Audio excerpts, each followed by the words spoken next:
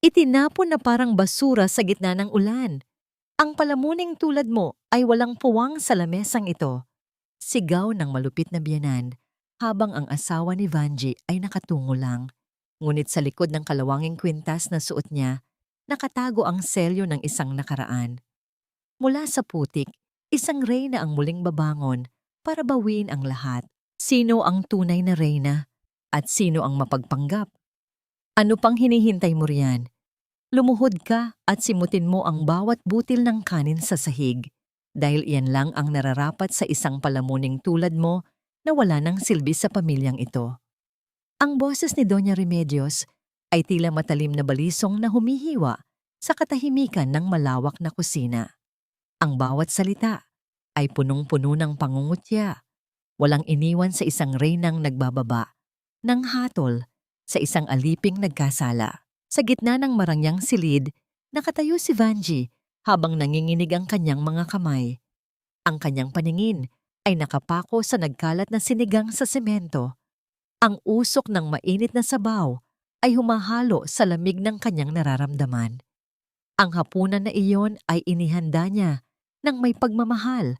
Ginamit ang huling sentimo sa kanyang pitaka para lamang maipagluto ang biyenan at ang kanyang asawa ng paborito nilang ulam sa pag-asang mababawasan nito ang bigat ng balitang dala niya. Ngunit bago pa man niya maibuka ang kanyang bibig para sabihing nawalan siya ng trabaho sa patahian, ang balita ay tila nauna nang dumating sa pandinig ni Doña Remedios gaya ng isang masamang hangin. Dahan-dahang lumapit ang matandang babae, ang tunog ng kanyang mamahaling tsinelas sa sahig ay tila bawat tibok ng kaba sa dibdib ni Vanji. Hinawakan ni Doña Remedios ang baba ng manugang, itinaas ito ng marahas upang pilitin si Vanji na tumingin sa kanyang mga matang puno ng puot. Walang bahid ng awa sa mukha ng matanda. Tanging ang mapangaping ngiti na tila nagdiriwang sa bawat patak ng luha na nagsisimulang mamuo sa mga mata ni Vanji. Sinabi nito na ang isang babaeng walang trabaho ay walang karapatang tumayo ng tuwid sa harap ng mesa. At ang pagtira ni Vanji sa bahay na yon ay isang malaking utang na loob na kailanman ay hindi nito mababayaran. Sa gilid ng hapagkainan, nakaupo si Paulo, ang asawa ni Vanji. Nakatitig lamang ito sa kanyang sariling pinggan. Tila mas interesado sa hibla ng karne kaysa sa paghihirap ng babaeng nangako siyang mamahalin at poprotektahan sa harap ng altar. Ang kanyang pananahimik ay mas masakit pa kaysa sa anumang sampal. Ang bawat segundo ng kanyang hindi pagkibo ay tila 1,000 karayom na tumutusok sa puso ni Vanji. Gusto niyang sumigaw, gusto niyang tanungin ang asawa kung nasaan ang pangako nito. Ngunit ang kanyang lalamunan ay tila barado ng tuyong buhangin. Walang salitang lumalabas, tanging ang hikbi na pilit niyang pinipigil hanggang sa sumakit ang kanyang dibdib.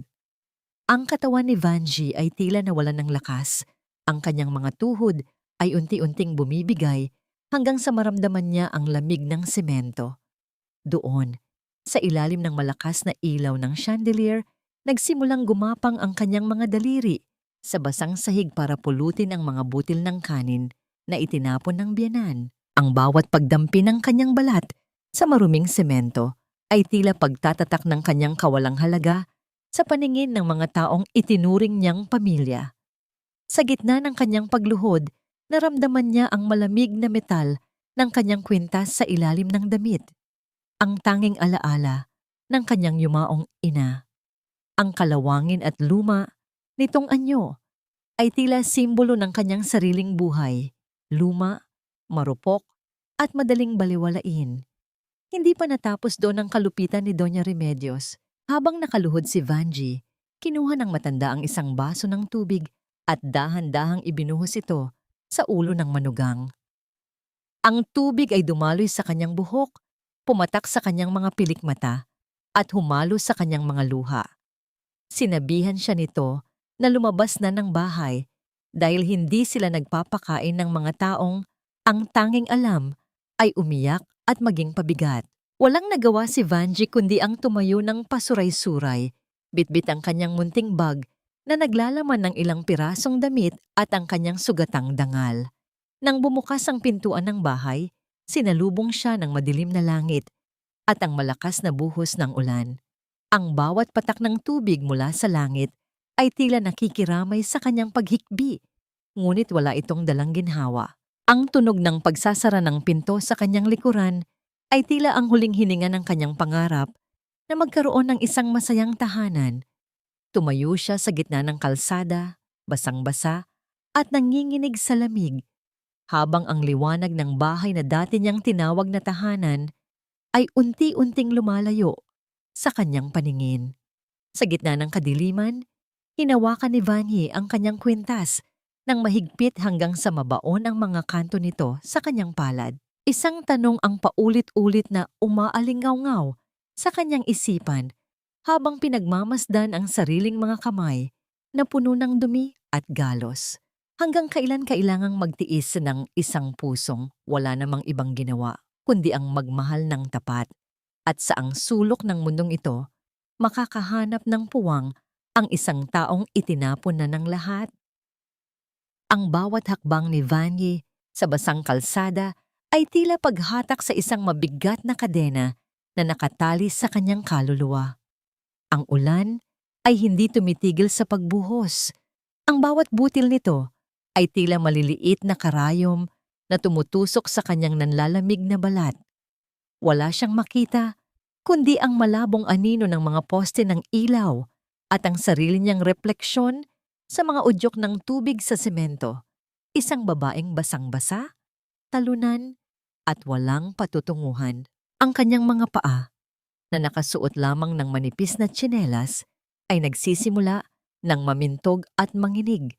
Ngunit ang hapdi sa kanyang talampakan ay walang-wala, kumpara sa sugat na iniwan ng pananahimik ni Paulo. Sa bawat pagpikit niya, nakikita niya ang kanyang asawa na nakatitig sa pinggan, hinahayaang yurakan ng sariling ina, ang dangal ng babaeng binuwis ang lahat para sa kanya. Benji, Diyos ko anak, anong nangyari sa'yo? Ang boses na yon ay hindi nagmumula sa isang marangyang mansion, kundi sa isang maliit na barong-barong sa dulo ng eskinita. Si Aling Rosa, ang matandang tindera ng kakanin, na laging binibigyan ni Vanji ng sobrang tela mula sa patahian, ay nagmamadaling lumabas bitbit ang isang lumang payong na may mga butas pa sa gilid. Hindi nag-atubili ang matanda na hawakan ng braso ni Vanji at alalayan ito patungo sa loob ng kanyang munting tahanan. Ang loob ng bahay ni Aling Rosa ay amoy tuyong isda at uling. Malayo sa bango ng mahahaling kandila sa bahay ni Doña Remedios, ngunit sa bawat sulok ng munting barong-barong ni Aling Rosa ay nararamdaman ang init ng pagtanggap na matagal nang ipinagkait kay Vanji. Sa loob ng marangyang mansyon ng mga imperial, agad siyang binalot ng matanda ng isang kupas, ngunit mabangong tuwalya. Ang gasgas na tela nito ay tila mas malambot pa sa balat ni Vanji kaysa sa anumang mamahaling seda na ibinigay sa kanya noon ni Doña Remedios. Habang nanginginig ang kanyang mga balikat, dinala siya ni Aling Rosa sa tapat ng isang maliit na kalan kung saan ang baga ng uling ay nagbibigay ng kakaibang liwanag sa madilim na silid. Uminom ka muna nito, Vanya. Pasensya ka na. Sabaw lang ng isda ang maibibigay ko sa'yo. Ang malumanay na sabi ni Aling Rosa habang iniaabot ang isang baso ng mainit na sabaw. Ang singaw nito ay humahaplos sa namumutlang mukha ni Vanji, at sa bawat higop niya, tila unti-unting natutunaw ang yelong bumalot sa kanyang puso mula pa kaninang hapunan. Ang alat ng sabaw ay humahalo sa alat ng kanyang sariling mga luha. Ngunit sa pagkakataong ito, hindi na ito luha ng kahihiyan, kundi luha ng pasasalamat. Napakasakit isipin na ang taong halos wala ring makain ang siyang may pinakamalaking pusong handang magbukas ng pinto para sa kanya. Habang nakaupo sa sahig na yari sa kawayan, naramdaman ni Vanji ang bigat ng kanyang kwintas sa kanyang dibdib. Inilabas niya ito at pinagmasdan sa ilalim ng malamlam na ilaw ng lampara. Ang kalawang nito ay tila mas lalong tumingkad. Ngunit sa gitna ng dumi, may isang bahagi ng bakal na tila kumikinang kapag tinatamaan ng liwanag. Naalala niya ang boses ng kanyang ina, mahina at paos noong huling gabi nito sa mundong ito. Huwag mong iwawala ang kwintas na ito, Vanji. Ito ang magiging susi mo sa katotohanang ninakaw sa atin. Noong mga sandaling iyon, akala ni Vanji ay dala lamang iyon ng lagnat ng kanyang ina. Ngunit ngayon, habang pinagmamasdan ang bawat kurba ng bakal, nagsisimula siyang magduda. Bakit mo tinititigan ng ganyan ang kwintas mo, anak? Ang tanong ni Aling Rosa habang naglalatag ng banig sa sahig. Napansin ni Vanji ang panandaliang paghinto ng matanda nang makita ang disenyo ng kwintas. Ang mga mata ni Aling Rosa ay tila naglalakbay sa isang malayong nakaraan, isang alaala na tila pilit niyang ibinabaon sa limot. Lumapit ang matanda at tinitigan ang munting larawan sa dingding. Isang lumang litrato ng dalawang babaeng nakatayo sa harap ng isang malawak na bukirin, kapwa nakangiti at puno ng pag-asa. Ang isa sa kanila ay ang ina ni Vanji, ngunit ang isa pa ay hindi niya makilala dahil sa labo ng pagkakaprint nito. Nang sumunod na umaga, nagising si Vanji sa tunog ng pagtila ng ulan at ang marahang pagdampi ng sikat ng araw sa kanyang muka sa pamamagitan ng mga bitak sa dingding. Sa kabila ng pananakit ng kanyang katawan, may isang kakaibang lakas na nagtutulak sa kanya na tumayo. Kinuha niya ang kanyang bagong labang damit at isinuot ang kanyang kalawanging kwintas. Nang may bagong pagpapahalaga, alam niyang hindi siya maaaring manatiling palamunin ni Aling Rosa.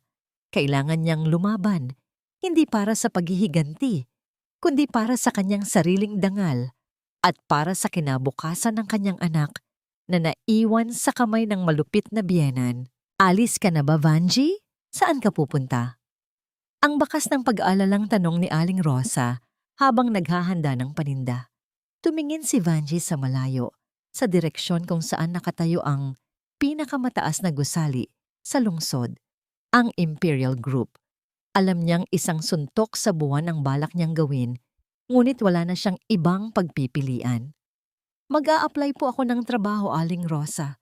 Kahit tagalinis lang basta marangal. Hindi ko hahayaang manalo ang tingin nila sa akin na basura ako.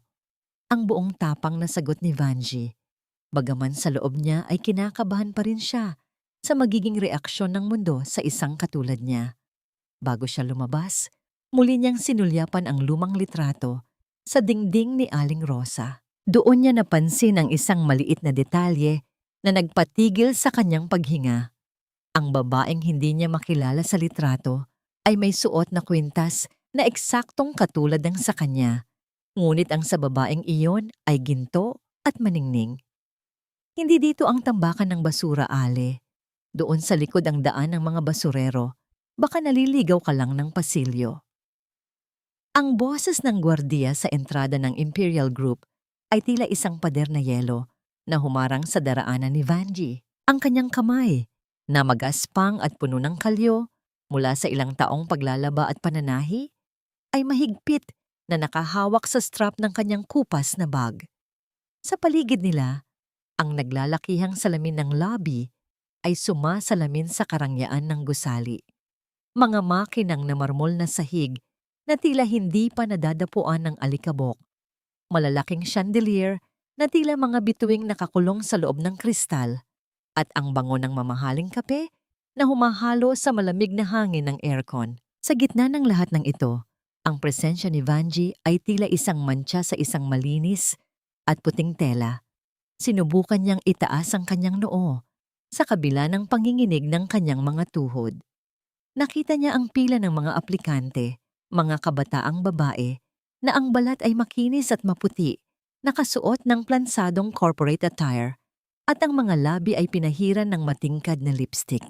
Nang mapansin nila si Vanji, ang kanilang mga bulungan ay naging matatalim na tingin. Isa sa kanila, isang dalagang may suot na mamahaling perlas sa tenga, ang lumapit at nagtakip ng ilong na tila may naamoy na masangsang. "Excuse me, nanay, Sigurado ka bang right place ang napuntahan mo? Baka ang hanap nyo ay junk shop? Doon po kasi ang bagsakan ng mga kalawanging gaya niyan. Ang sabi nito, habang nakaturo sa kwintas na nakalawit sa leeg ni Vanji. Ang matinis na halakhak ng mga aplikante ay tila basag na salamin sa pandinig ni Vanji. Bawat tawa ay isang sampal, bawat tingin ay isang panghuhusga. Naramdaman ni Vanji ang pag-iinit ng kanyang mga pisngi, hindi dahil sa galit, kundi sa hiya. Gusto niyang takpan ng kwintas, itago ito sa ilalim ng kanyang blouse, ngunit naalala niya ang bilin ni Aling Rosa at ang alaala ng kanyang ina. Ang bakal na ito, ang tanging yaman niya. Nanatili siyang nakatayo. Ang kanyang mga paa ay nakapako sa kinatatayuan habang ang oras ay tila usad pagong. Lumipas ang 1 oras, 2 hanggang sa umabot ng 5. Hindi siya pinapansin ng receptionist. Walang nag-alok sa kanya ng upuan o tubig. Kumukalam ang kanyang sikmura at ang lalamunan niya ay tuyot na tuyot.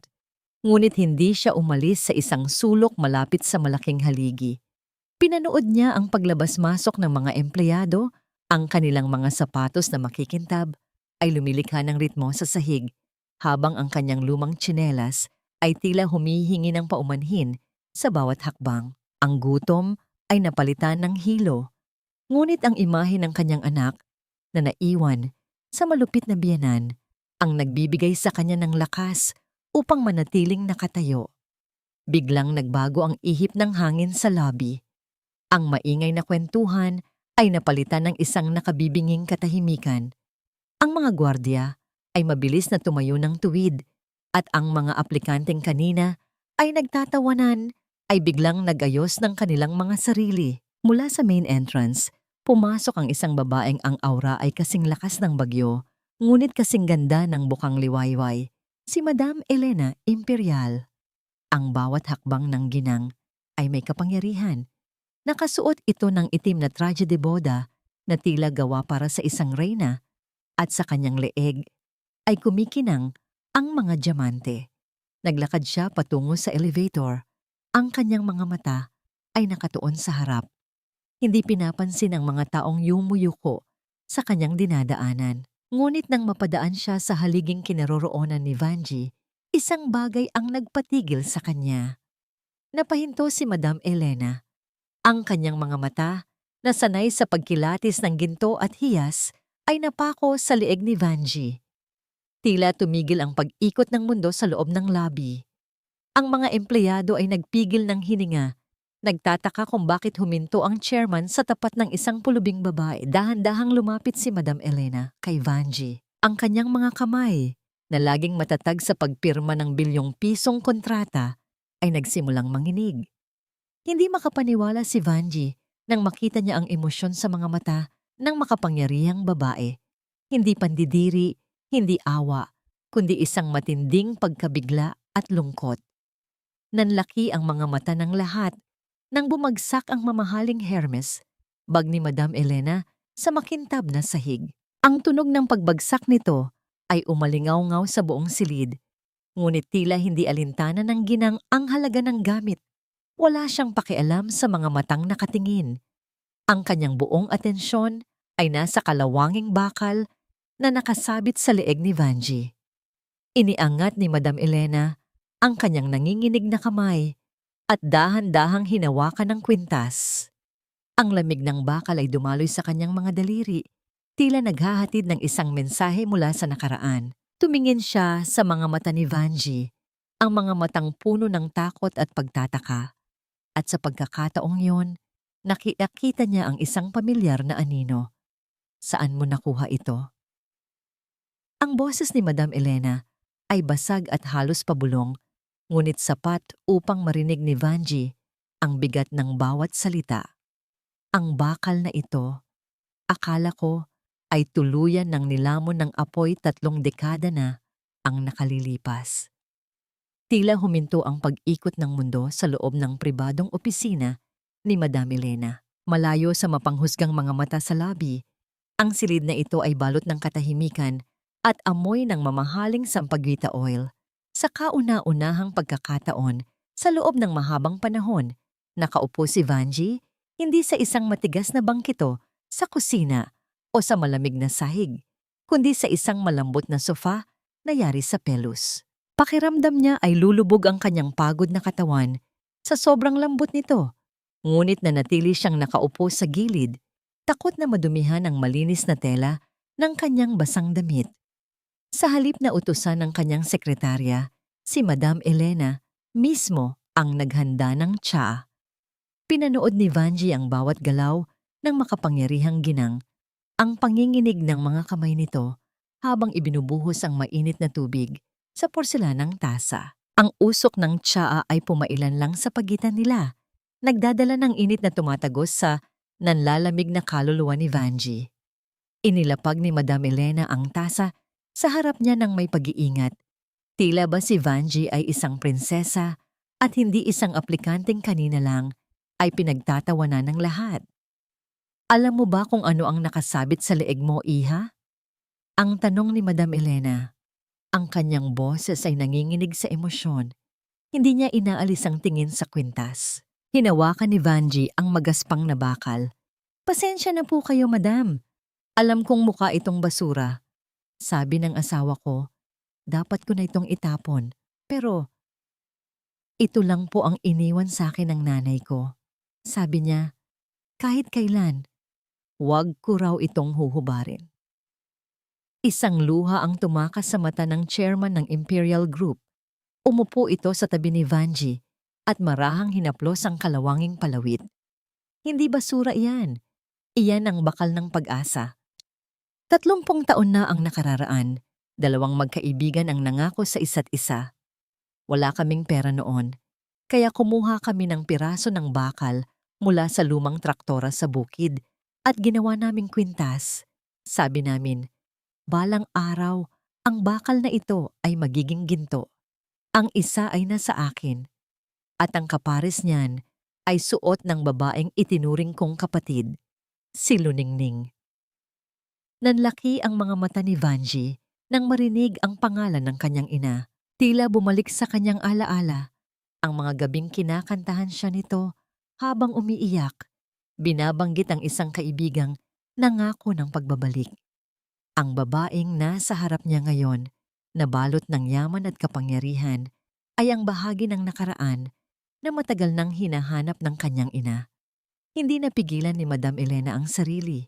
Niyakap niya ng mahigpit si Vanji, walang pakialam kung madumihan man ang kanyang mamahaling damit o kung bumaho siya sa amoy ng ulan at luma. Ang amoy ng mamahaling pabango ni Madam Elena ay humalo sa amoy ng basa at hirap sa damit ni Vanji. Ngunit sa halip na mandiri, lalo pang hinigpitan ng ginang ang yakap. Para kay Vanji, ito ang unang beses na naramdaman niya ang init ng isang ina matapos ang mahabang panahon ng pangungulila at pang-aapi. Ang mga balikat ni Vanji ay nagsimulang yumanig at ang mga luhang kanina pa niya pinipigil ay tuluyan ng bumuhos sa balikat ng isang estranghera na tila mas kilala pa siya kaysa sa kanyang sariling asawa. Kumalas si Madam Elena at hinawakan ang mukha ni Vanji. Tinitigan ang bawat anggulo nito na tila naghahanap ng mga bakas ng kanyang kaibigan sa mga mata ng dalaga. Kumuha siya ng isang panyo mula sa kanyang mesa at dahan-dahang pinunasan ang mga luha sa pisngi ni Vanji. Hinanap ko kayo, Hija. Buong akala ko ay wala na kayo. Ang boses ni Madam Elena ay basag, puno ng pagsisisi. Noong gabing nasunog ang hasyenda, nawala si Luningning. Ang sabi ng mga balita, walang nakaligtas. Ang sabi nila, patay na kayong lahat. Kumunot ang noo ni Vanji. Ang mga kwento ng kanyang ina ay laging putol-putol dahil sa sakit at madalas ay ayaw nitong pag-usapan ang nakaraan. Alam lang niya na sila ay dating may kaya, ngunit nawala ang lahat sa isang iglap. Sino po ang tinutukoy ninyo, madam? Ang sabi ni nanay. May kumuha ng lahat sa amin. May nagtraidor sa kanya. Tumayo si Madam Elena at lumapit sa malaking bintana kung saan tanaw ang buong syudad. Ang kanyang likod ay tuwid, ngunit ang kanyang mga kamao ay nakakuyom sa galit na tila matagal nang kinikimkim. Ang hangin sa loob ng opisina ay biglang bumigat. Tila ba may paparating na bagyo sa loob ng silid. Ang taong nagpanggap na tupa, ngunit lobo pala ang nasa loob. Ang madiing sagot ng ginang habang nakatalikod. Siya ang dahilan kung bakit namatay ang nanay mo sa hirap habang siya ay nagpapakasasa sa yaman na hindi kanya. Ninakaw niya ang titulo ng lupa, ang mga alahas, at sinunog ang bahay para pagtakpan ang krimen niya. Humarap muli si Madam Elena kay Vanji. Ang mga mata nito ay nag-aapoy sa isang matinding determinasyon. Ang awa ay napalitan ng isang pangakong singtigas ng bakal. Saan ka galing bago ka pumunta dito, Vanji? Sino ang nagpalayas sa'yo at humusga sa kwintas na yan? Tanong ni Madam Elena. Napalunok si Vanji. Ang takot ay bumalik sa kanyang dibdib, ngunit sa pagkakataong ito, may kasama na itong pagtataka. Sa bahay po ng biyanan ko, pinalayas nila ako dahil wala na akong trabaho. Ang sabi niya, basura lang daw ang kwintas na ito. Anong pangalan niya? Ang tanong ni Madam Elena ay mabilis at matalas. Doña Remedios, ang mahinang sagot ni Vanji. Remedios Imperial. Sa pagkakarinig ng pangalan, natigilan si Madam Elena. Ang baso ng tubig sa kanyang mesa ay halos matabig ng kanyang kamay dahil sa gulat. Ang katahimikan sa loob ng opisina ay naging nakabibingi. Ang mga mata ng ginang ay nanlaki at unti-unting napalitan ang gulat ng isang nangiting mapanganib. Ang nangiti ng isang mangangaso na sa wakas ay natagpuan na ang kanyang prey. Remedios. Bulong ni Madam Elena, ang bawat pantig ay tila lason sa kanyang dila. Ang katulong na tinuring naming kapatid, kaya pala hindi ko siya mahanap sa mga kulungan dahil nagtatago siya sa apelyidong ninakaw niya sa amin. Tila bumigat ang hangin sa loob ng opisina habang nakatanaw si Madam Elena sa malawak na bintana. Ang patak ng ulan sa salamin ay nagsilbing tabing sa kasalukuyan na parang hinihila ang kanilang diwa pabalik sa isang gabi. 30 taon na ang nakararaan. Ang kanyang boses ay naging mahina at paos. Puno ng pait na hindi kayang hugasan ng panahon. Hindi siya ipinanganak na Doña Vanji, si Remedios, si Remy. Panimula ni Madam Elena, ang bawat pagbanggit sa pangalan ay tila tinik sa kanyang lalamunan. Siya ang kanang kamay ng iyong ina. Ang babaeng pinagkatiwalaan namin ng susi ng aming mga silid, ng aming mga ari-arian, at ng aming mga buhay. Tinuring siyang kapatid ni Luningning. Kumakain siya sa aming mesa, natutulog sa malambot na kama, at sinusuotan ng mga damit na hindi na namin ginagamit. Ngunit sa likod ng kanyang mga ngiti at pagsisilbi, may tumutubong inggit na kasing itim ng gabing iyon. Napahigpit ang hawak ni Vanji sa kanyang tasa. Ang init ng porselana ay humahaplos sa kanyang palad, ngunit ang lamig na gumagapang sa kanyang likod ay mula sa katotohanang unti-unting nabubuo sa kanyang isipan. Ang babaeng nagpalaya sa kanya, ang babaeng tumatapak sa kanya araw-araw, ay dating katulad niya. Isang taong nangarap at naglingkod. Ngunit sa halip na maging inspirasyon, pinili nitong maging ahas. Nagpatuloy si Madam Elena, ang kanyang mga mata ay nanlalabo sa mga luhang nagbabadya. Isang gabi, habang mahimbing na natutulog ang lahat, nilamon ng apoy ang Hacienda Luningning. Ang akala ng lahat ay aksidente sa kusina. Ngunit, bago pa mandilaan ng apoy ang unang haligi ng bahay, nawawala na ang lahat ng titulo ng lupa, ang mga alahas, at ang malaking halaga ng pera na nakatago sa kaha. Tumakas si Remy dala ang lahat ng iyon, habang ang iyong ina ay halos mamatay sa kakahanap sa kanya sa gitna ng nasusunog na palasyo. Pakiramdam ni Vanji ay sinuntok ang kanyang dibdib. Ang bawat pangaalipusta ni Doña Remedios sa kanya, ang pagtawag sa kanya na patay gutom, walang pinag-aralan, at basura, ay biglang nagkaroon ng ibang kahulugan. Ang marangyang bahay na tinitirhan nila ngayon, ang mga damit na sutla na suot ng biyanan, at ang pagkaing ipinagkakait nito sa kanya Lahat ng iyon ay galing sa dugo at pawis ng kanyang sariling ina. Ang yaman na ipinagmamalaki ng mga imperial ay ninakaw lamang mula sa pamilyang sinira nila. Hindi na malaya ni Vanji na tumutulo na pala ang kanyang mga luha. Ang kanyang mga kamay ay nanginginig sa galit at sakit.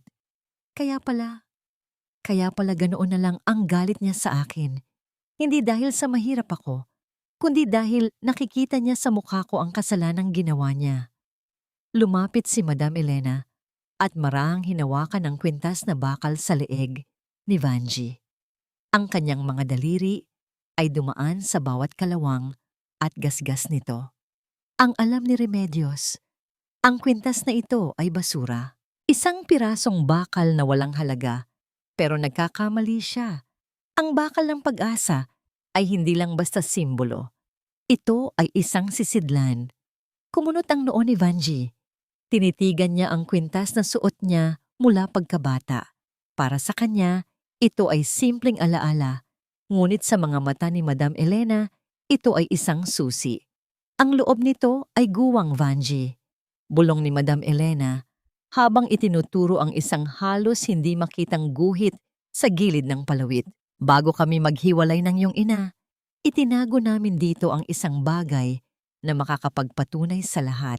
Isang bagay na hindi kayang sunugin ng apoy ni Remedios. Ang litrato niya habang hawak ang mga ninakaw na titulo at isang sulat na naglalaman ng kanyang pag-amin na nakuha ng iyong ina bago mangyari ang trahedya. Ito ang alas na matagal na nating hinahanap. Napahawak si Vanji sa kanyang bibig upang pigilan ang isang hikbi. Sa loob ng 30 taon, suot-suot niya ang katotohanan sa kanyang leeg habang inaalipin siya ng taong sumira sa kanilang buhay. Ang bigat ng kwintas ay tila biglang dumoble, hindi dahil sa bakal, kundi dahil sa responsibilidad na nakapaloob dito. Ang kanyang ina ay hindi namatay na isang talunan. Namatay itong lumalaban at nag-iwan ng sandata para sa kanyang anak. Tumayo si Vanji. Ang kanyang mga tuhod ay hindi na nanginginig. Ang kanyang likod ay tuwid na. Tila ba ang katotohanan ay nagbigay sa kanya ng gulugod na gawa sa bakal. Tumingin siya sa labas ng bintana, sa direksyon kung saan nakatayo ang mansyon ng mga imperial. Ang ulan ay tumila na at ang ulap ay nagsisimulang mahawi. Hinawakan ni Madam Elena ang balikat ni Vanji. Ang kanyang mga mata ay nag-aapoy sa determinasyon. Huwag kang mag-alala. Hija, ang bawat luhang pumatak sa'yo, ang bawat butil ng kanin na pinulot mo sa sahig, at ang bawat gabing natulog ka sa lamig, sisingilin natin silang lahat. Ang lahat ng tinatamasa nila ngayon ay sa'yo. At babawiin natin ito hanggang sa huling sentimo. Sa loob ng mansyon ng mga imperial, na sa katotohanan ay binuo mula sa abo ng ninakaw na yaman, isang piging ang nagaganap. Ang mahabang mesa ay puno ng mga mamahaling pagkain, lechon na may malutong na balat, mga steak na inaangkat pa mula sa ibang bansa, at mga bote ng wine na nagkakahalaga ng libo-libo. Ang amoy ng masaganang hapunan ay umaalingasaw sa buong silid kainan, isang insulto sa kumakalam na sikmura ng mga taong kanilang tinapakan. Si Doña Remedios ay nakaupo sa kabisera, suot ang isang pulang bestida na tila nagpupugay sa dugong dumanak para sa kanyang karangyaan. Ang kanyang mga halakhak ay umaalingaw-ngaw sa mataas na kisame. Punong-puno ng kasiyahan, tila ba nanalo siya sa isang malaking loto. Finally, Paulo, nawala na rin ang malas sa pamamahay na ito. Ang masayang wika ni Remedios habang hinihiwa ang karne sa kanyang plato. Ang tunog ng pilak na kubyertos na tumatama sa porselana ay tila musika sa kanyang pandinig. Biruin mo, ang tagal nating tiniis ang amoy lupang babaeng iyon. Ngayon, makakahinga na tayo ng maluwag. Pwede ka nang humanap ng asawang nababagay sa antas natin, Hijo. Isang babaeng mayaman, maganda, at higit sa lahat, hindi galing sa putikan. Sa gilid ng mesa, nakayuko lamang si Paulo. Ang kanyang muka ay hindi maipinta. Ang pagkain sa kanyang harap ay hindi niya ginagalaw. Ang konsensya ay tila isang mabigat na bato sa kanyang dibdib. Ngunit ang takot sa kanyang ina ay mas matimbang pa rin. Sinubukan niyang ibuka ang kanyang bibig upang ipagtanggol ang asawa. Ngunit ang mga salita ay namamatay bago pa man makalabas sa kanyang lalamunan. Siya ay isang anino lamang sa sarili niyang bahay, isang lalaking walang bayag na nagpapalakad sa tali ng kanyang ina. Biglang tumayo si Doña Remedios at naglakad patungo sa isang antikik na cabinet. Kinuha niya ang isang lumang kahoy na kahon, ang huling lalagyan ng mga alahas na hindi niya naibenta noon dahil sa takot na makilala ito ng mga dating kaibigan ni Luningning. Ngunit ngayon, sa kanyang isipan, patay na ang nakaraan. Binuksan niya ito sa harap ng isang matabang lalaki na kanina pa naghihintay sa sala, isang alahero na kilala sa pagbili ng mga nakaw na gamit. Ito na ang huli, Mr. Chua. Mga luma na yan, galing pa sa lola ko. Ang pagsisinungaling ni Remedios nang walang kukurap-kurap, inilabas niya ang isang pares ng hikaw na ginto at isang singsing na may batong esmeralda, mga paboritong suotin ng ina ni Vanji noong nabubuhay pa ito. Bigyan mo ako ng magandang presyo. Kailangan ko ng bagong set ng alahas para sa charity ball sa susunod na linggo. Napatingin si Paulo sa mga alahas. Kilala niya ang mga iyon. Iyon ang mga gamit na madalas ikwento ni Vanji na nawawala sa kanyang ina. Hindi ba kay Vanji dapat ang mga yan? Sabi niya. Tumahimik ka, Paulo. Ang matinis na sigaw ni Remedios, ang kanyang mga mata ay nanlilisik. Anong karapatan ng hampas lupang yon sa mga ganitong bagay? Patay na ang pamilya niya. Tayo ang buhay. Tayo ang may kailangan ng pera para manatili sa itaas. Huwag kang magpakasanto ngayon. Ang kinakain mo, ang sinusuot mo, lahat yan galing sa diskarte ko. Sa labas ng gate, sa loob ng isang tinted na sasakyan na nakaparada sa dilim, nasasaksihan ni Vanji ang lahat. Ang bintana ng sasakyan ay bahagyang nakababa. Sapat lang para marinig ang tawanan at ang kalansing ng bentahan. Ang kanyang mga kamay ay mahigpit na nakakuyom sa kanyang kandungan. Ang mga kuko ay halos bumaon sa kanyang balat. Ang luha sa kanyang mga mata ay natuyo na, napalitan ng isang malamig na apoy na nagmumula sa kaibuturan ng kanyang pagkatao. Sa tabi niya, hinawakan ni Madam Elena ang kanyang kamay. Ang haplos ng ginang ay mainit at puno ng kasiguraduhan. Hayaan mo sila, Vanji. Hayaan mong magpakasasa sila sa huling sandali ng kanilang huwad na tagumpay. Ang bawat halakhak nila ngayon ay magiging tangis bukas. Tumingin si Vanji sa bintana ng mansyon kung saan nakita niya ang anino ng kanyang anak na si Nene na nakadungaw sa kwarto sa itaas, malungkot at nag-iisa, habang ang lola nito ay nagbebenta ng kanilang pamana sa ibaba. Ang puso ni Vanji ay nadurog, ngunit mabilis itong naghilom at naging kasing tigas ng bakal na suot niya. Tara na po, madam, ang mahinang sabi ni Vanji. Ang kanyang boses ay wala ng bahid ng panginginig. Hindi ko sila aawayin ngayon. Hindi ako gagawa ng eksena sa labas ng gate na parang asong nagmamakaawa. Babalik ako sa loob ng bahay na yan hindi bilang manugang na pinalayas, kundi bilang may-ari na maniningil. Umugong ang makina ng sasakyan at dahan-dahan silang lumayo sa mansyon. Iniwan nila si Doña Remedios na nagbibilang ng pera at si Paulo na lunod sa alak at pagsisisi, habang ang langit ay muling nagbabadya ng isang malakas na bagyo, ang bagyo ng pagbabalik ni Maria Evangelina. Sa loob ng malawak na penthouse ni Madam Elena, ang sikat ng umagang araw ay tumatagos sa mamahaling kurtina na lumilikha ng mainit na yakap sa silid na kinalalagyan ni Vanji. Sa unang pagkakataon, matapos ang maraming taon, nagising siya, hindi sa sigaw ng kanyang biyenan o sa tunog ng mga kalderong kailangan niyang hugasan. Nagising siya sa katahimikan at sa lambot ng kama na tila humihila sa kanya pabalik sa isang mahimbing na tulog. Dahan-dahan niyang iminulat ang kanyang mga mata At sa halip na ang maitim na kisame ng kusina ang bumungad sa kanya, nakita niya ang isang chandelier na gawa sa kristal. Napatingin si Vanji sa kanyang mga kamay. Ang mga palad na ito ay puno ng kalyo, gasgas at peklat mula sa walang humpay na paglalaba at pagkayod para sa pamilyang imperial. Hinawakan niya ang manipis na kumot at naramdaman ang panginginig ng kanyang mga daliri. Para bang hindi siya karapat-dapat humawak sa ganitong karangyaan. Huwag kang matakot sa liwanag, Vanji. Ang dilim ay tapos na. Nakatayo sa pintuan si Madam Elena. May dalang isang tray ng agahan. Ang ngiti ng ginang ay puno ng pagmamahal na matagal nang ipinagkait sa kanya. Sa mga sumunod na araw, hindi lang basta pinakain at binihisan ni Madam Elena si Vanji.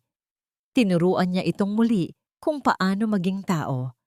Sa harap ng malaking salamin, itinuro ng ginang kung paano tumayo ng tuwid. Hindi yumuko bilang isang alipin, kundi tumingala bilang isang babaeng may dangal. "Your chin up, Hija," malumanay na utos ni Madam Elena habang inaayos ang buhok ni Vanji. "Kapag nakayuko ka, nakikita lang nila ang bumbunan mo. Pero kapag nakataas ang noo mo, makikita nila ang apoy sa mga mata mo. Ipakita mo sa kanila na hindi ka nila nasira." Ang proseso ay hindi madali.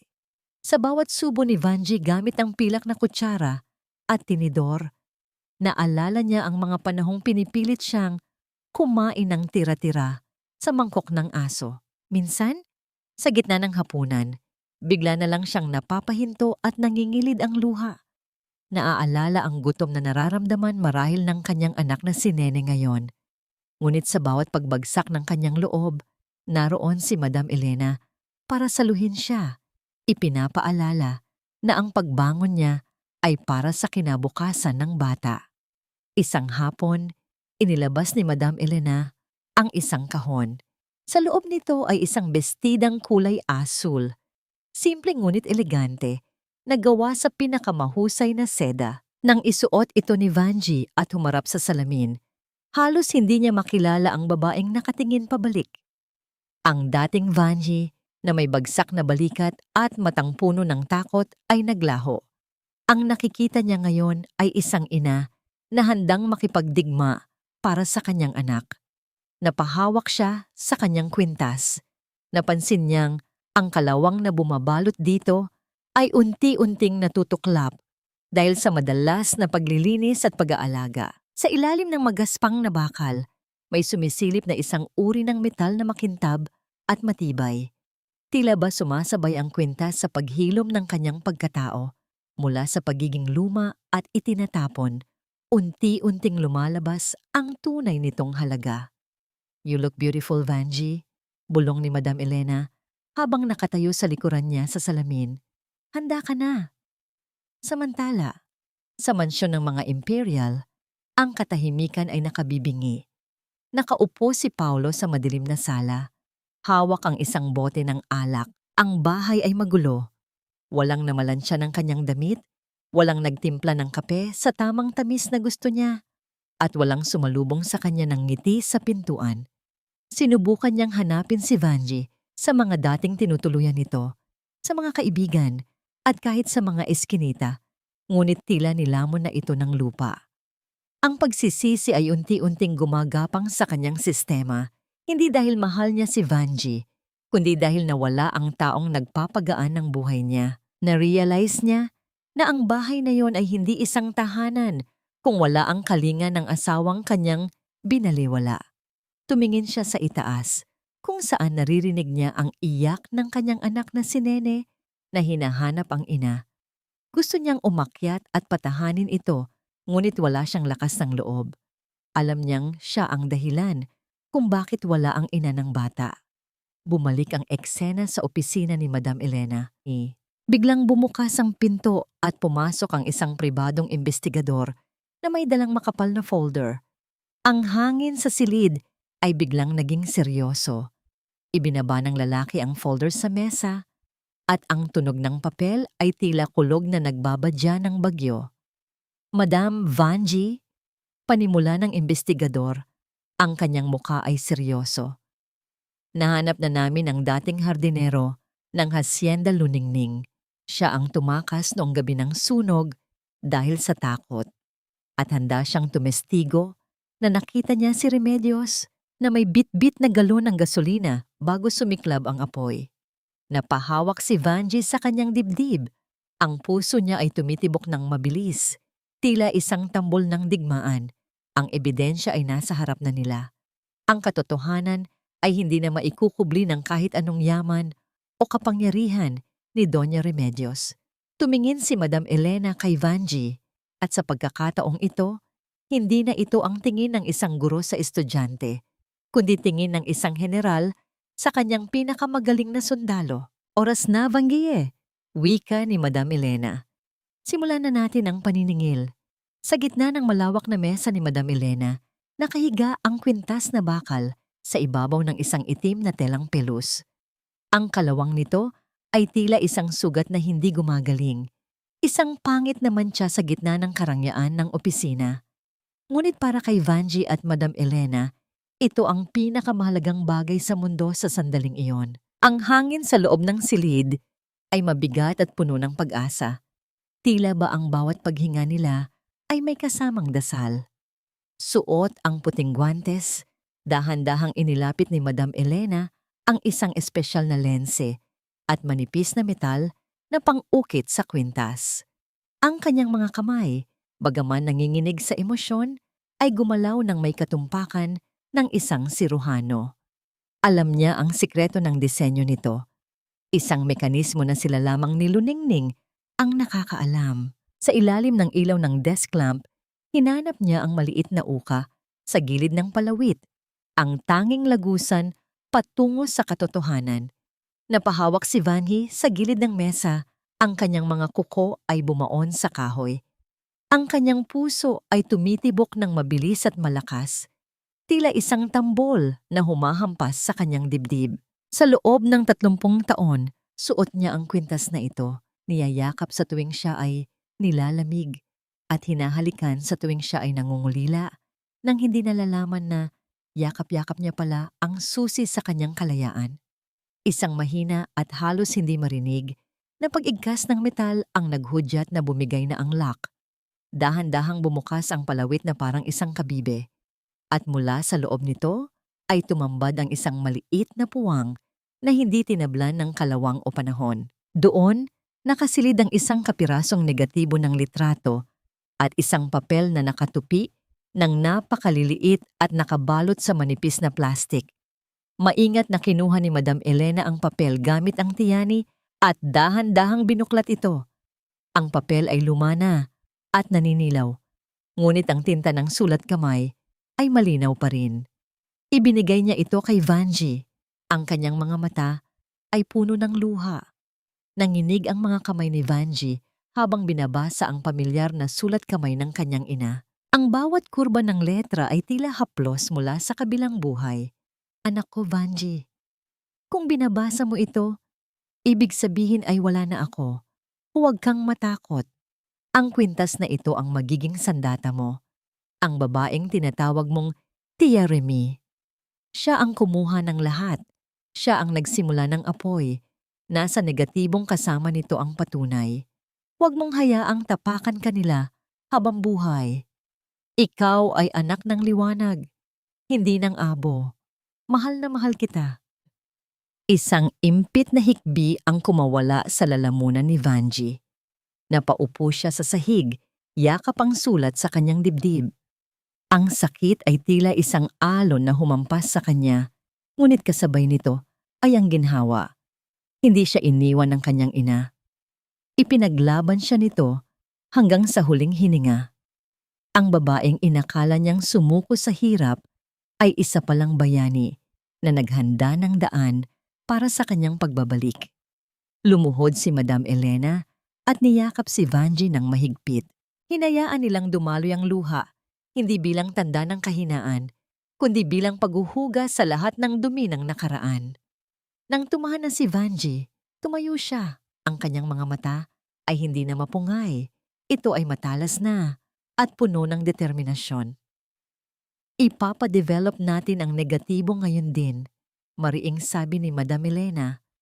At sa darating na charity ball ng mga Imperial, kung saan balak ni Remedios na magpasikat gamit ang nakaw na yaman, doon natin ito ilalabas. Gagawin nating entablado ng kanyang pagbagsak ang sarili niyang piyesta. Kinabukasan, sa lobby ng Imperial Group Building, iba na ang Vanji na naglalakad. Suot ang isang eleganteng navy blue na suit at sapatos na may mataas na takong. Siya ay tila isang reyna na naglalakad sa sarili niyang palasyo. Ang mga empleyado na dati ay nandidiri sa kanya ay yumuyuko na ngayon bilang paggalang, bagaman hindi nila siya namumukhaan. Sa gilid ng glass door, isang lalaking gusgusin at may mahabang balbas ang nakikipagtalo sa gwardiya, si Paulo. Mukhang ilang araw na itong hindi naliligo at amoy alak. Ipinagtabuyan siya ng mga security guard, ngunit nagpupumilit siyang pumasok para makausap daw ang management tungkol sa kanyang asawa. Nang lumingon si Paulo, natigilan siya. Nakikita niya ang isang babaeng papalabas na papaligiran ng mga bodyguard. Ang tindig nito, ang hugis ng muka ay pamilyar. Ngunit ang aura nito ay malayo sa Vanji na kilala niya. Ang Vanji na laging nakayuko at amoy kusina. Ang babaeng ito ay amoy mamahaling bulaklak at nagliliwanag sa ganda. Vanji, ang mahinang tawag ni Paulo, puno ng pagdududa. Nagpatuloy sa paglalakad si Vanji. Narinig niya ang boses na yon. Ang boses na dati ay nagpapakilig sa kanya, ngunit ngayon ay wala ng epekto, kundi awa. Alam niyang nakikita siya nito. Vanji, ikaw ba yan? Mas malakas na sigaw ni Paulo, akmang lalapit ngunit hinarang ng mga gwardya. Huminto si Vanji. Dahan-dahan siyang lumingon. Tinanggal niya ang kanyang sunglasses at tinitigan si Paulo sa mga mata. Walang galit, walang pagmamahal. Tila ba nakatingin siya sa isang estranghero o sa isang pader. Ang tingin na yon ay mas masakit pa kaysa sa anumang sampal. Tumalikod muli si Vanji at sumakay sa naghihintay na itim na sasakyan. Iniwan niya si Paulo na nakatulala, nakadapa sa semento, habang ang sasakyan ay humarurot palayo. Tangay ang babaeng minsan ay naging mundo niya, ngunit hinayaan niyang mawala. Ang bawat pag-ikot ng gulong ng sasakyan sa magaspang na kalsada patungo sa mansyon ng mga Imperial ay tila pagbilang ng mga huling sandali ng paghahari ni Doña Remedios. Hindi na nararamdaman ni Vanji ang panlalamig ng kanyang mga palad. Sa halip, isang kalmado at matatag na init ang nananalaytay sa kanyang mga ugat. Sa loob ng sasakyan, habang nakasuot ng isang simpleng asul na bestida na kasing kulay ng langit matapos ang bagyo, pinagmamasdan niya ang pamilyar na gate na dati ay tila rehas ng kanyang kulungan. Ngunit ngayon, sa bawat segundong lumilipas, ang gate na yon ay tila naging maliit at walang saysay sa kanyang mga mata. Nang huminto ang convoy ng mga itim na sasakyan sa tapat ng bahay, ang katahimikan sa paligid ay naging nakabibingi. Ang mga kapitbahay na dati ay pabulong na nag-uusap tungkol sa kaawa-awang manugang ng mga Imperial ay nakasilip ngayon sa kanilang mga bintana. Ang tunog ng pagbukas ng pinto ng sasakyan ay sinundan ng marahang pagtapak ni Vanji sa semento. Ang kanyang tindig ay tuwid, ang kanyang noo ay nakataas, at ang kwintas na bakal sa kanyang leeg ay kumikinang sa ilalim ng papalubog na araw. Tila isang anting-anting na nagbibigay sa kanya ng hindi matitinag na kapangyarihan. Bumukas ang pinto ng mansyon at lumabas si Doña Remedios. Suot ang kanyang mamahaling duster, ngunit ang muka ay puno ng pait at pagkagulat. Sa likuran nito ay si Paulo, na tila lalong tumanda at naging gusgusin sa loob ng ilang araw na wala si Vanji. Ang amoy ng alak ay tila humahalo sa hangin mula sa kinaroroonan ng asawa. Isang amoy ng pagkabulok at kawalan ng pag-asa. Anong karapatan mong bumalik dito, Maria Evangelina? Ang matinis na boses ni Doña Remedios ay bumasag sa hangin, bagaman bakas ang panginginig sa kanyang tono. Nagbihis tao ka lang, akala mo ay kung sino ka na. Ang basahan, Kahit labhan mo ng ginto, ay basahan pa rin sa paningin ko. Hindi kumurap si Vanji. Tinitigan niya ang biyenan ng diretso sa mata. Ang uri ng tingin na nagpapaliit sa kahit na anong kayabangan. Hindi ako naparito para sa inyo, Remedios. Hindi ko na kailangan ng pagkilala ng isang taong nabubuhay sa kasinungalingan. Naparito ako para sa anak ko. Sa sandaling iyon, isang maliit na boses ang narinig mula sa loob ng bahay. Nanay, lumabas si Nene, ang kanyang anak. Ang hitsura ng bata ay nagpadurog sa puso ni Vanji. Magulo ang buhok, may mantsa ang damit, at ang mga mata ay namumula sa pag-iyak. Nang makita ng bata ang kanyang ina, ang mabilis nitong pagtakbo ay tila isang palasong tumusok sa kaibuturan ng pagkatao ni Vanji. Mabilis na lumuhod si Vanji sa semento upang salubungin ang yakap ng anak. Ang init ng katawan ni Nene at ang mahigpit na pagkapit nito sa kanyang leeg ay nagpabuhos sa mga luhang matagal nang kinikimkim ni Vanji. Nandito na si nanay, anak. Hinding-hindi ka na mag-iisa. Bulong ni Vanji habang hinahalikan ang buhok ng bata. Ramdam niya ang panginginig ng maliit na katawan ni Nene. Ang bawat hikbi ng bata ay tila paniningil sa bawat gabing hinayaan niyang magdusa ito sa kamay ng malupit na lola. Bitawan mo ang apo ko, sigaw ni Remedios. Akmang lalapit upang hablutin ang bata, ngunit mabilis na humarang ang dalawang bodyguard na kasama ni Vanji. Ang presensya ng mga lalaking ito ay tila isang pader na hindi kayang tibagin ng matanda. Vanji, please! Ang garalgal na boses ni Paolo ay sumingit sa tensyon. Lumapit siya ng pasuray-suray. Ang mga mata ay puno ng pagsisisi na tila huli na para sa lahat. Bumalik ka na. Patawarin mo kami. Hindi ko na kaya. Ang gulo ng buhay ko nang wala ka. Magbabago ako. Pangako. Papaalisin ko si Mama. Basta manatili ka lang sa tabi ko. Tumingin si Vanji kay Paolo. Wala siyang nakitang galit. Tanging awa para sa isang lalaking hindi natutong maging lalaki. Paolo, ang pagbabago ay hindi ginagawa dahil wala ka nang mautusan sa bahay. Ginagawa ito dahil mahal mo ang pamilya mo at matagal mo nang pinatunayan na mas mahal mo ang iyong karuwagan kaysa sa amin ni Nene. Hinarap ni Vanji si Doña Remedios. Ang kanyang mga mata ay nag-aapoy sa isang lihim na katotohanan. Remedios, bilangin mo na ang mga huling gabi mo sa mansyong ito. Ang lahat ng ninakaw mo sa nanay ko, ang bawat sentimong ginamit mo para itayo ang huwad mong kaharian, ay babawiin ko. Hindi dahil sa pera, kundi dahil sa katarungan. Namutla ang matanda. Ang kanyang mga labi ay nanginig habang nakatingin sa kwintas sa leeg ni Vanji. Wala kang mapapatunayan. Isang baliw na babae lang ang nanay mo. Ang bakal na ito ang magpapatunay kung sino ang tunay na baliw at sino ang tunay na magnanakaw. Ang huling hirit ni Vanji bago inakay ang anak, pasakay sa sasakyan. Ngunit bago pa man maisara ang pinto, isang hiyawang kumawala sa mga labi ni Doña Remedios. Isang hiyaw na puno ng desperasyon at huling alas. Sige, kunin mo ang bata. Pero bago ka umalis, itanong mo muna sa sarili mo, bakit hindi ka kailanman hinanap ng tatay mo? Dahil alam niya, Maria Evangelina, alam niya na hindi ka talaga sa kanya. Ang tunog ng pagsara ng pinto ng sasakyan ay tila isang tuldok sa eksenang iyon.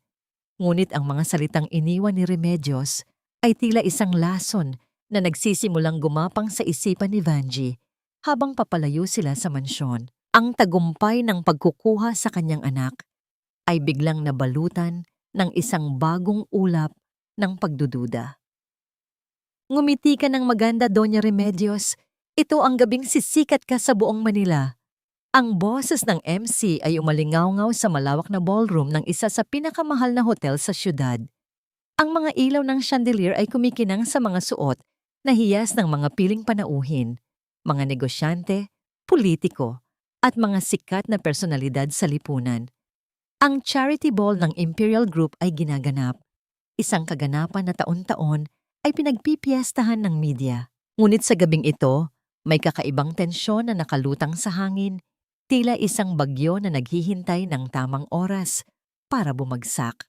Nakaupo sa gitna ng VIP table si Doña Remedios. Suot ang isang mamahaling puting gown na puno ng burda.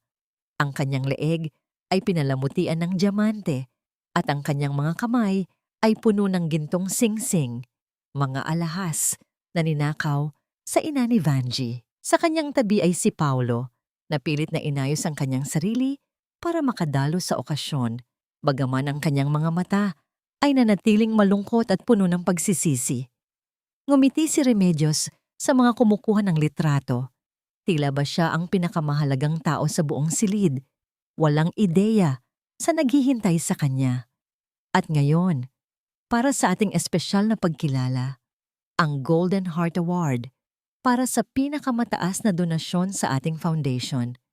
Patuloy ng MC, ipinaabot po ang aming pasasalamat sa ating pinakamatalik na kaibigan at benefactor, si Doña Remedios Imperial. Pumalakpak ang lahat at tumayo si Remedios. Ang kanyang dibdib ay umalsa sa pagmamalaki. Naglakad siya patungo sa entablado. Ang bawat hakbang ay tila nagdiriwang ng kanyang huwad na tagumpay. Kinamayan niya ang MC at kinuha ang mikropono, handa nang magbigay ng isang mapagpaimbabaw na pasasalamat. Ngunit bago pa man niya simulan ang kanyang talumpati, biglang dumilim ang buong ballroom. Naputol ang musika at ang mga ilaw ng chandelier ay namatay. Naiwan ang lahat sa dilim at pagtataka. Isang bulungan ang kumalat sa buong silid. Ang mga panauhin ay nagtataka kung ano ang nangyayari. Pagkatapos ng ilang segundo, isang spotlight ang tumama sa gitna ng entablado, ngunit hindi kay Remedios. Tumama ito sa isang malaking screen sa likod ng entablado. Sa screen, lumabas ang isang itim at puting litrato. Isang babaeng may pamilyar na mukha, nakangiti, at may bitbit na isang galon ng gasolina. Nakatayo sa harap ng isang nagliliyab na bahay. Sa ibaba ng litrato ay may nakasulat na petsa, Marso 15, 1976, Hacienda Luningning. Isang impit na hiyaw ang kumawala sa bibig ni Doña Remedios. Ang litrato ay kinuha mula sa negatibo na nakatago sa kwintas na bakal. Ito ang kanyang nakaraan, ang kanyang pinakamadilim na sikreto, na ngayon ay lantad na sa lahat. Nanlaki ang kanyang mga mata sa takot. Tila ba nakakita siya ng multo? Hindi totoo yan. Sigaw ni Doña Remedios.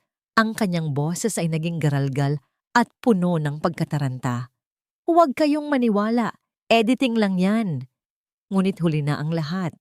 Sa ilalim ng spotlight, dahan-dahang lumabas mula sa likod ng screen si Vanji. Suot ang isang itim na gown na kasing elegante ng gabi. Ang kanyang kwintas na bakal ay kumikinang na ngayon bilang ginto, isang simbolo ng kanyang tagumpay. Sa kanyang tabi ay si Madam Elena. Ang kanyang mukha ay matatag at puno ng katarungan. Kinuha ni Vanji ang mikropono mula sa nanginginig na kamay ng MC. Ang kanyang boses ay malinaw at matatag, puno ng kapangyarihan. Ang litratong nakikita ninyo ay totoo. Ito ang ebidensya ng krimen na ginawa 30 taon na ang nakararaan. Ang babaeng nasa litrato? Siya ang nagnakaw ng lahat mula sa aking ina. Sinunog ang aming tahanan at hinayaan kaming mamatay sa hirap.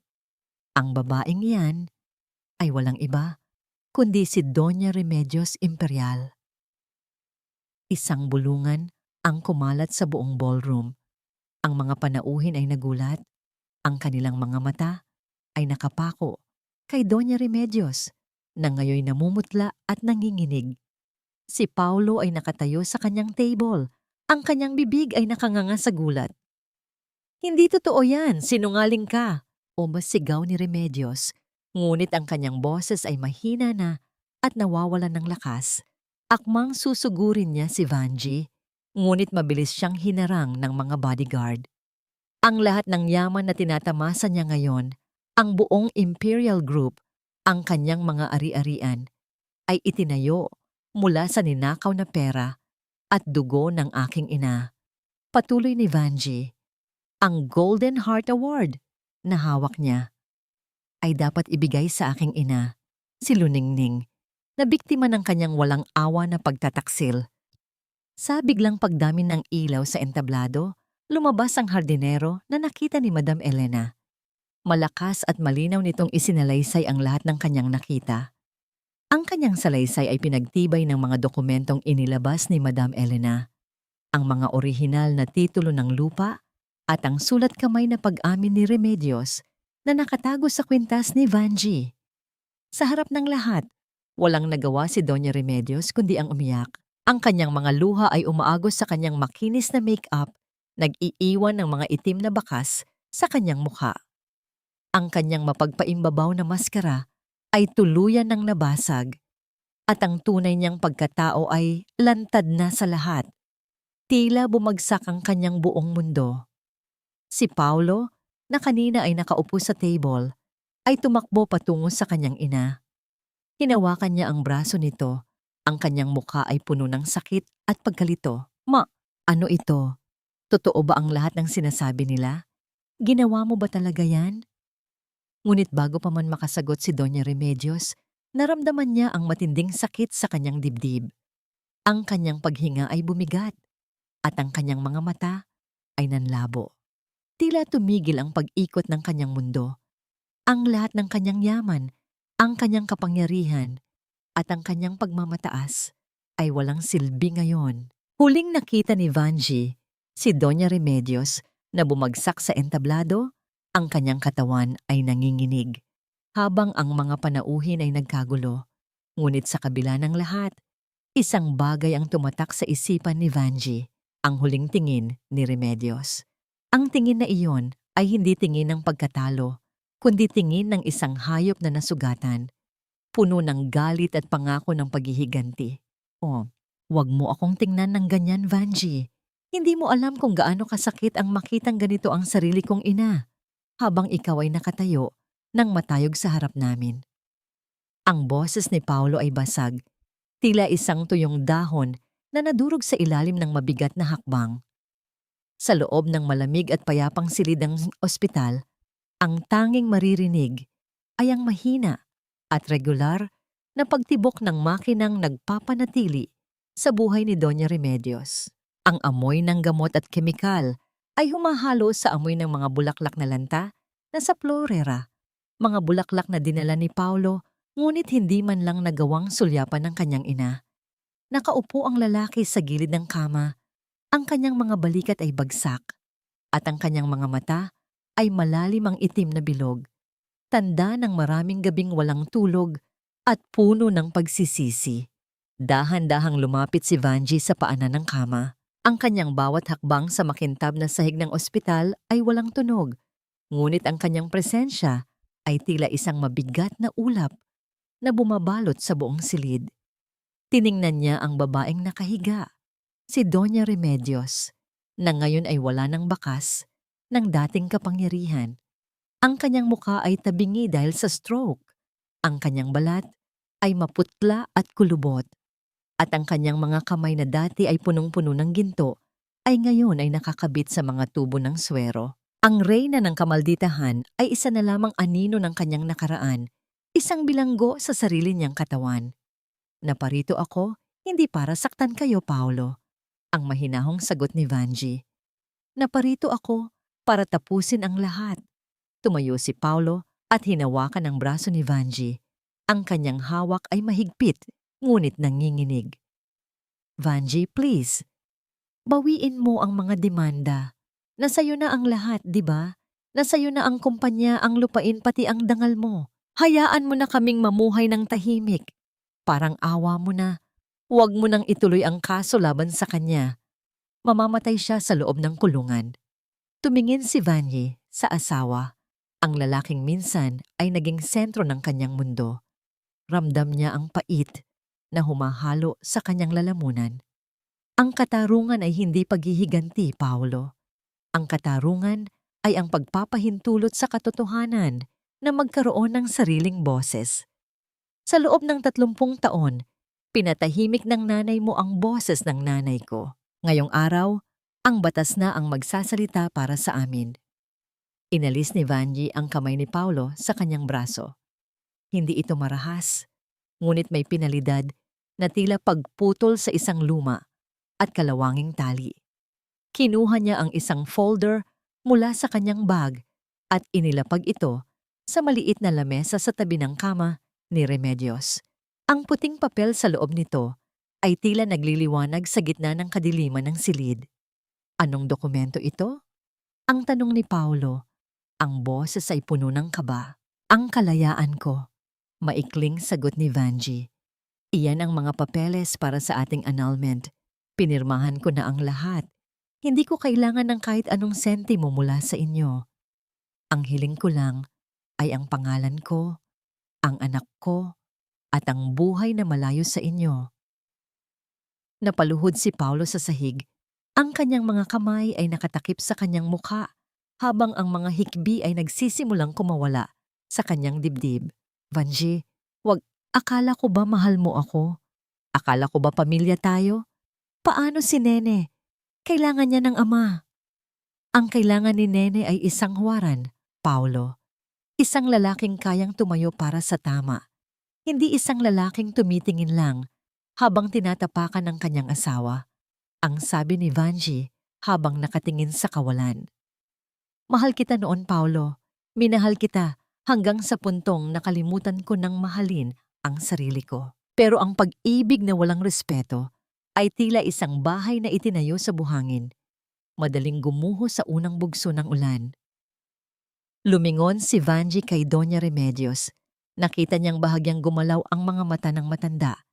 Tila naririnig nito ang bawat salita, ngunit hindi makakibo.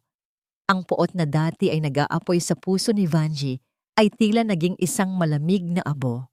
Naalala niya ang bawat sampal, ang bawat butil ng kanin na pinulot niya sa sahig, at ang bawat gabing pinalayas siya sa ulan. Ngunit sa halip na galit, ang naramdaman niya ay isang malalim na pagod. Dahan-dahang hinubad ni Vanji ang kwintas na bakal sa kanyang leeg. Ang kwintas na naging saksi sa kanyang paghihirap at pagbangon. Inilapit niya ito sa mukha ni Remedios at dahan-dahang inilapag sa ibabaw ng kumot ng matanda. Ang tunog ng bakal na dumampi sa tela ay tila isang tuldok sa isang mahabang pangungusap ng pait. Pinapatawad na kita, Remedios. Ang bulong ni Vanji. Ang bawat pantig ay puno ng bigat at katarungan. Pinapatawad kita hindi dahil karapat-dapat ka, kundi dahil karapat-dapat ang puso ko sa kapayapaan. Ibinabalik ko sa iyo ang kwintas na ito. Ito ang bakal na inakala mong basura. Ngunit ito ang naging ginto na nagligtas sa akin. Itago mo yan bilang paalala na ang katotohanan, gaano man ibaon sa lupa, ay laging hahanap ng paraan para sumibol. Tumingin muli si Vanji kay Paulo na nakadapa pa rin sa semento. Paulo, ayusin mo ang buhay mo, hindi para sa akin, kundi para sa sarili mo. At huwag kang mag-alala kay Nene. Hindi ko ipagkakait ang pagiging ama mo, ngunit hindi ko na rin hahayaang maging bahagi ka ng kulungang tinawag nating tahanan. Tumalikod si Vanji at naglakad patungo sa pintuan. Ang hangin sa labas ng ospital ay sinalubong siya ng isang mainit na yakap. Ang langit ay malawak at asul, walang bakas ng bagyong nagdaan kagabi. Sa bawat paghinga niya, nararamdaman niya ang gaan ng kanyang dibdib. Tila ba may isang malaking bato na tinanggal mula rito. Habang naglalakad siya patungo sa naghihintay na sasakyan kung saan nakasilip ang nakangiting mukha ni Nene at Madam Elena, napatigil siya sandali. Lumingon siya sa gusali ng ospital, ang lugar kung saan iniwan niya ang kanyang nakaraan. Isang tanong ang pumasok sa kanyang isipan. Sapat na ba ang katarungan para hilumin ang lahat? Ngunit nang makita niya ang kanyang anak na kumakaway at ang kanyang sariling refleksyon sa bintana ng sasakyan, isang babaeng malaya, matatag, at buo, alam niya ang sagot. Ang tunay na katarungan ay hindi lamang ang pagpaparusa sa nagkasala, kundi ang pagbibigay sa sarili ng pagkakataong muling maging masaya. Ang bawat umaga sa muling nabuhay na Hacienda Luningning ay hindi na amoy abo at pait. Sa halip, ang hangin ay humihinga na ngayon ng samyo ng mga sariwang bulaklak ng kape at ang amoy ng basang lupa matapos ang isang banayad na ulan. Ang sikat ng araw ay amarang gumagapang sa malawak na beranda ng bahay na bato na tila isang gintong kamay na humahaplos sa bawat sulok na dati ay binalot ng kadiliman at lihim. Dito, sa lupang tinangkang itago ng kasakiman, ang buhay ay muling sumisibol ng mas matatag at mas masigla. Nakatayo si Vanji sa gitna ng hardin, pinagmamasdan ng kanyang anak na si Nene na masayang tumatakbo kasama ang ilang mga bata mula sa bahay Luningning, ang foundation na itinatag niya para sa mga kababaihang dumaan sa pang-aapi at karahasan. Ang bawat tawa ng mga bata ay tila isang awit ng tagumpay na umaaling-awngaw sa buong hasyenda. Hindi na nakayuko ang mga balikat ni Vanji. Ang kanyang tindig ay kasing tibay na ng mga dambuhalang puno ng nara na nakapaligid sa kanila. Sa kanyang tabi, si Madam Elena ay nakangiting nakatanaw sa malayo. Ang kanyang puso ay payapa na dahil sa wakas ay natupad na ang pangako niya sa kanyang matalik na kaibigan. Sa loob ng isang espesyal na silid sa gitna ng foundation, nakasabit sa isang dingding ang isang maliit na frame na yari sa salamin. Sa loob nito, nakalagay ang kalawanging kwintas na bakal. Hindi na ito itinatago. Ipinapakita ito sa lahat bilang isang paalala. Isang paalala na ang isang bagay na inakalang basura at walang halaga ay maaaring maglaman ng pinakamalaking katotohanan. Ang kwintas na yon ang naging tulay mula sa putikan patungo sa liwanag, mula sa pagiging alipin patungo sa pagiging isang reyna ng sariling kapalaran. Kumusta na nga ba ang mga taong naging bahagi ng kanyang madilim na kahapon? Si Doña Remedios ay nananatiling bilanggo sa isang puting silid ng isang pasilidad. Ang kanyang katawan ay hindi na makagalaw at ang kanyang dila ay hindi na makabigkas ng kahit isang masakit na salita. Ang kanyang tanging libangan ay ang pagtitig sa kisame, kung saan ang mga anino ng kanyang nakaraan ay paulit-ulit na bumabalik upang maningil. Ang kanyang yaman ay naglaho at ang kanyang pangalan ay naging isang babala sa halip na isang karangalan. Karma, sa kanyang pinakatahimik ngunit pinakamabigat na anyo, ay tuluyan ng nanahan sa kanyang buhay. Si Paulo naman ay nagsimula nang tahakin ang sarili niyang landas ng pagsisisi. Bagaman hindi na sila muling magsasama bilang mag-asawa, pinayagan siya ni Vanji na maging bahagi ng buhay ni Nene sa ilalim ng mahigpit na gabay. Nagtatrabaho siya ngayon bilang isang volunteer sa isang simbahan. Sinusubukang buuin ang kanyang sarili mula sa pagkabasag ng kanyang karuwagan.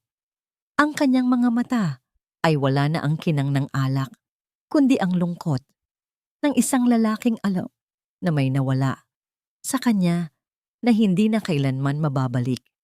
Ngunit nagpapasalamat pa rin sa pagkakataong makahingi ng tawad.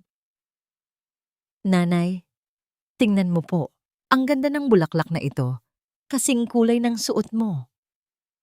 Ang masayang tawag ni Nene habang tumatakbo patungo sa kanya. Bit-bit ang isang dilaw na mirasol. Niyakap ni Vanji ang kanyang anak at hinalikan ito sa noo. Oo, anak. At tulad ng bulaklak na yan, kailangan nating laging humarap sa araw para hindi tayo lamunin ng dilim. Tiningnan ni Vanji ang kanyang sariling mga kamay. Malinis na ang mga ito, wala na ang mantsa ng grasa at hirap, ngunit ang mga kalyo ay nananatili pa rin, mga peklat ng karangalan na hindi niya kailanman ikakahiya. Natutunan niya na ang pagpapatawad ay hindi nangangahulugang pagbabalik sa dati. Ito ay ang pagpapalaya sa sarili mula sa galit upang magkaroon ng puwang para sa bagong pag-asa. Ang katarungan ay nakamit na, hindi sa pamamagitan ng pagdanak ng dugo, kundi sa pamamagitan ng pagtatagumpay ng katotohanan. Habang lumulubog ang araw at nagbibigay ng isang kulay ubeng kislap sa langit, naramdaman ni Vanji ang isang kakaibang kapayapaan sa kanyang dibdib. Alam niyang sa bawat sulok ng Pilipinas, may mga Vanji pang nakayuko sa kusina. May mga babaeng pinupulot ang butil ng kanin sa sahig. At may mga pusong binalot na ng kalawang ng kawalan ng pag-asa. Ngunit dahil sa kanyang kwento, alam niyang may maglalakas loob na tumingala at maniwala na sa loob ng bawat piraso ng bakal may nakatagong ginto. Salamat, Aina. Bulong ni Vanji sa hangin. Tila ipinaparating ang kanyang huling mensahe sa kabilang buhay. Ang bakal ay naging ginto na, at ang anak mo ay hindi na kailanman muling matatakot sa ulan. Ang kwento ni Maria Evangelina ay nagtatapos dito, hindi sa isang mabulaklak na kasal o sa isang malaking kayamanan, kundi sa isang simpleng ngiti ng isang babaeng sa wakas ay nahanap na ang kanyang sarili. Ang bakal ng pag-asa ay hindi na lamang isang kwintas. Ito na ang naging simbolo ng bawat Pilipinang matapang na bumabangon mula sa abo ng kahapon.